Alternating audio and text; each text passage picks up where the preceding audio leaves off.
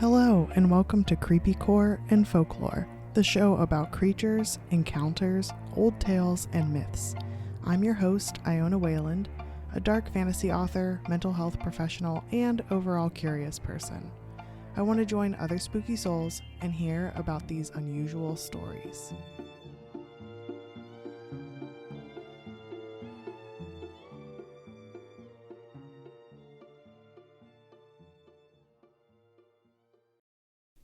Hello, spooky soul, and welcome back to the third and final portion of MerMay Mermaids, the super special ultimate deep dive episode into merfolks and their history and lore and just like all these mythos about them. I really super appreciate the support of you just like swimming with me in the depths of this information and just really peeling back the layers as to what makes up the mermaid, where they come from, how their stories have evolved depending on how much time has passed, depending on the culture, depending on the region. There's so much that goes into mermaid folklore, and I was really excited to have such an abundance of information about them. I know I've talked about it before, but there's much of folklore is lost to time and eradication even, and to be able to have the opportunity of being like, it's such a privilege to be overwhelmed with information about a creature like this, especially because usually I'm scouring articles and books and things like that to look at not only like the information about them, but also kind of critically think about how accurate the information I'm getting is, and having to like use disclaimers when saying like, I don't know if this is necessarily true or not. But talking about the mermaid, like there's a little bit of mermaid in everybody, and there are these common themes and threads of stories that just really thrive and have survived all these crazy changes in culture and thought process and society, and they're still around, like they're still here, and we are still here. This last portion is going to be completely dedicated to the themes and things that I've taken away from the different articles and folkloric background and different like symbolism that has shown up repeatedly in many of these stories. There are so many more types of merfolk, lore, cryptids, and spirits that I didn't cover. There's of course local legends and personal encounters. They were quite plentiful, and I didn't even touch those because those are like individualistic, and as much as I'd love to talk about mermaids, having 3 separate giant episodes about them is like, we got to end it somewhere, I guess.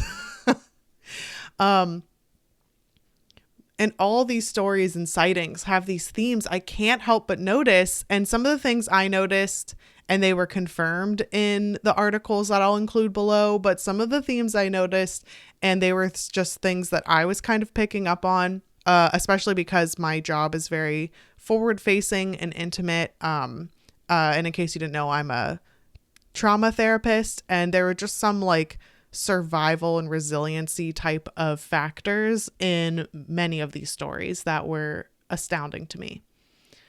There's a gorgeous article that I'll be referencing for this portion in particular of this special episode titled Mermaids, Myths, Kith, and Kin by Akanksha Singh. And Singh discusses Mamiwata from African lore, and that's Pidgin English for Mother Water, an Iranian water goddess from 3000 BC with braided hair, breasts, and bisected fishtails, and Havari's Naya Roro Kidul, or the spirit queen of the Indian Ocean, end quote. Singh goes more in depth, but she references Atagartis being the first recorded human-fish combo, and described like what I was thinking originally, where it's a human head with the fish body. I knew there was a creature out there with the human head with the fish body, but the way she described Atagartis, which there's many different iterations of her, so of course it's going to change, but I'm not crazy. That was a thing. That is a thing, and it was written down. So I didn't make that up, that horrifying being up. Singh goes on to discuss more regarding how that information spread and the different symbols represented in merfolk and, quote, mermaid adjacent, end quote, lore. I really like that term, mermaid adjacent. I think that's like a really, I'm going to start using that instead of merfolk, or I'm going to kind of switch it up between those. But today, in this episode, I'm going to be focusing on femininity, otherness of her tale, and something I didn't pick up on, but her, quote, halfness, the mysteries of the ocean, and the lack of modern society aboard ships. So let's dive in. Here we go.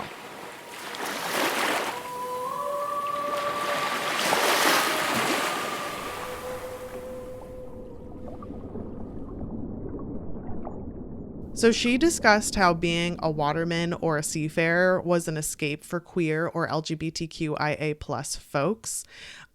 She also references many femme pirate couples. And one of the more famous ones is Anne Bonny and Mary Read. But there were a lot of different ways to express yourself on the sea because it wasn't like, quote, normal society. So there would be femmes dressing, quote, as men, end quote, during high seas work. There was a lot of polyamory and deep trust and connection within the crew. And that is something that I really don't know much information about, but I love to see how history isn't erasing queer folks and that there was maybe a reason for seafarers or watermen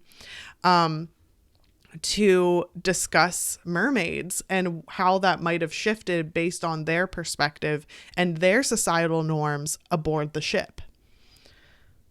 Mermaid sightings, Singh discusses, could have been one, hallucinations of sailors desperate for female companionship. That's one possibility. Another might be manatees or dolphins from a distance. And I'm pretty sure you've heard of that one. I know I've heard of that one where it's like, man, they thought manatees were mermaids or dolphins were mermaids. And I just think that's very interesting. And then the third thing that it could be were cargo cult rituals, to name just a few theories. So I had no idea what cargo cult rituals were, but Singh provided a scholarly article about it. So then I was able to click the article and read through it. And the short version, it goes very in depth. So if you want to know more, like that is in there, because I think it's important to learn like straight from the source what's going on. But my shortened version is that as places got colonized, another article I looked up specifically mentioned Melanesia and specifically getting colonized. And then I didn't know what that was, so bear with me here. But Wikipedia said Melanesia is a subregion of Oceania in southwestern Pacific Oceans that stretch from New Guinea to Fiji Islands and includes the Arafura Sea. It includes Fiji, Vanuatu, Solomon Islands, and Papua New Guinea. From what I understand, these colonized areas were trying to be seen as their own country, an independent body, not something to be taken over. So as people would try and colonize or would successfully colonize each of these areas, they were like, no, we are people here. We already exist. We are our own country. So they did these rituals to usher their god or gods to send them cargo like the big ships that were there, because there were these big ships that would constantly get cargo and supplies, and they would be able to outlast or kind of starve out the different places they were colonizing. And so they were like, I don't know why the sea is bringing them cargo or where these giant ships are coming from, because that was just not something in their society. And so they would do these cargo cult rituals.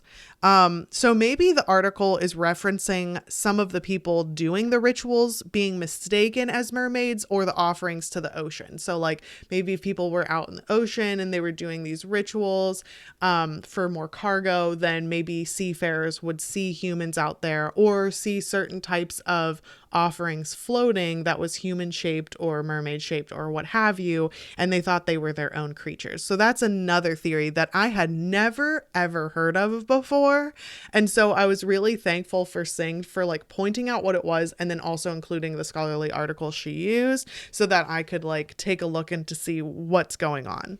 The article also points out the femme fatale stereotype, and I thought that about that too. So, it reminds me of Undine and Melusine and how they were these like feral spirits that these men report feeling lured by them and a desire to, quote, domesticate them. And I personally noticed certain symbols like femme fatale trope, bared breasts, long hair, whether it was locks to braids to seaweed, like the hair was always its own thing. Sometimes it was even sentient.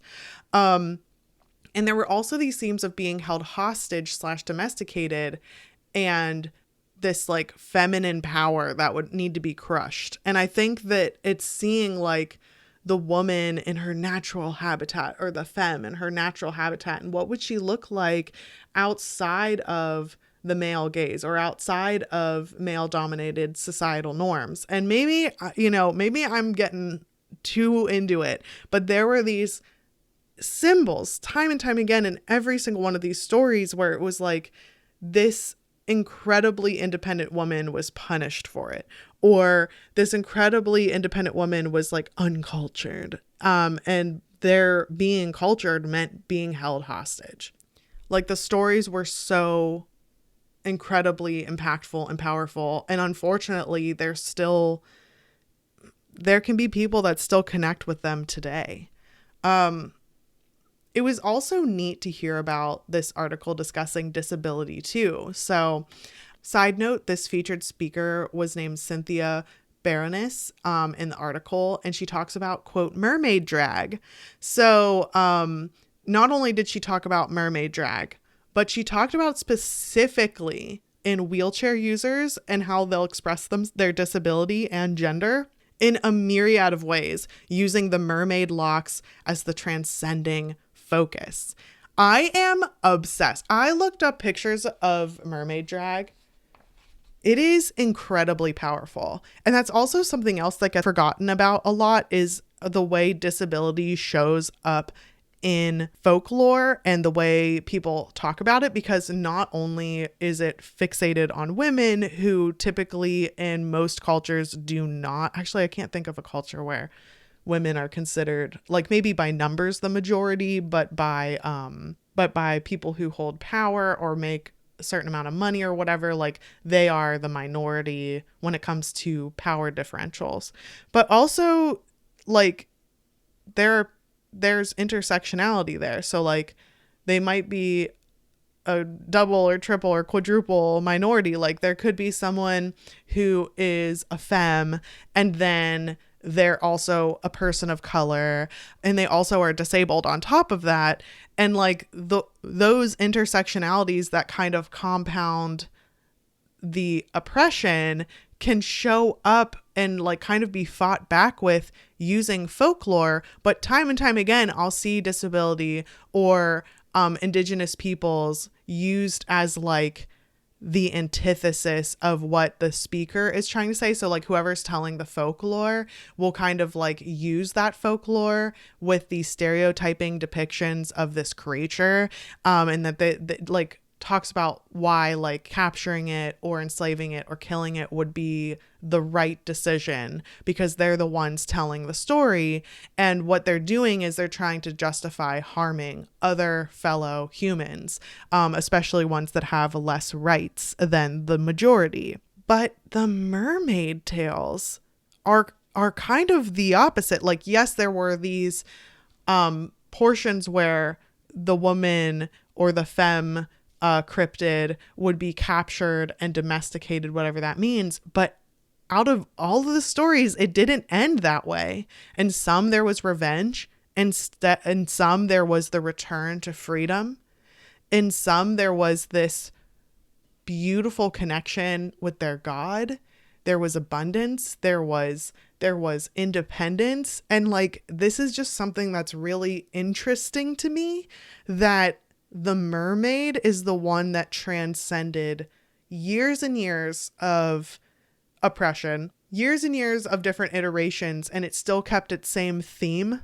And it's just like a really cool thing to see how the imagery has maybe changed, and obviously like the beauty standards depending on the region and the time period will change, but the core theme of like, I am this living being that some may covet and some may try and take from, but ultimately like, I am a survivor and resilient, and I have my own strength. It's really, really breathtaking. So there was this other section to this article called the quote half and half. And it discusses, the discussion really resonated with me personally. You probably already know I'm mixed race. There's lots of times where I have tried, or other people have tried, putting myself and other mixed race folks that I know, or biracial folks that I know, into a box of some sort. But I'm like, as they say, more than the sum of my parts. I am a whole quote other thing. I'm not white. I'm not black. I'm not Asian or indigenous. I am a mix of white, black, Asian, and indigenous, and Latinx, but that's an ethnicity, so that's a whole other thing. But like, look at that. That's not one thing. That's a whole other thing. But then it gets into, I don't want to be othered either, just because of my background or the way I look or whatever.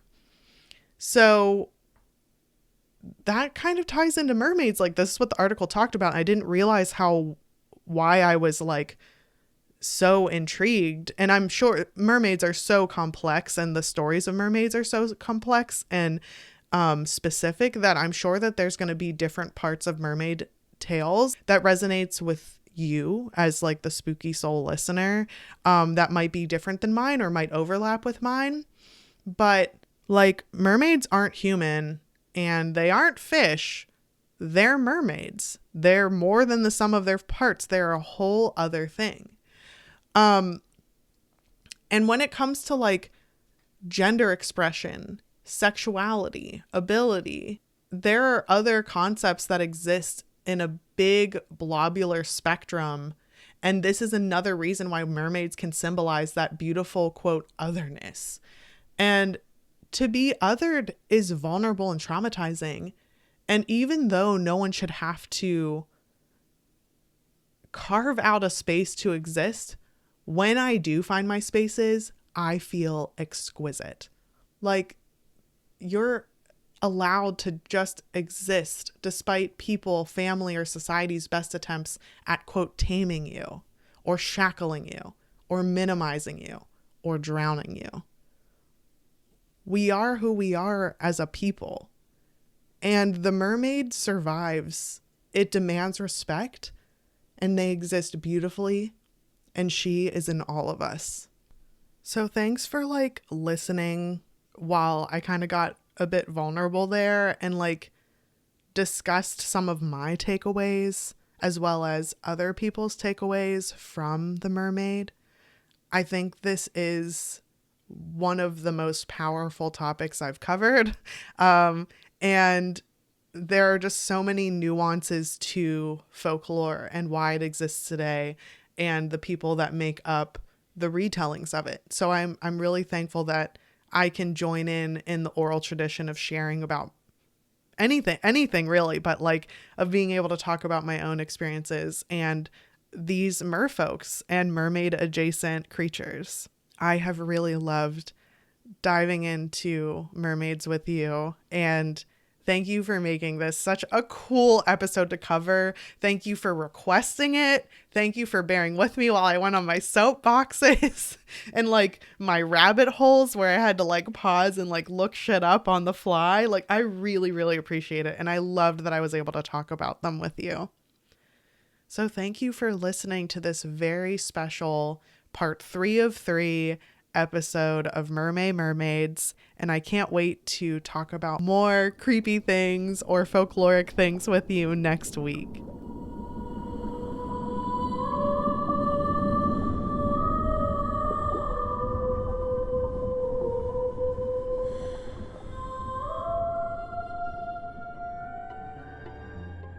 Thanks to all you spooky souls out there for listening to Creepycore and Folklore.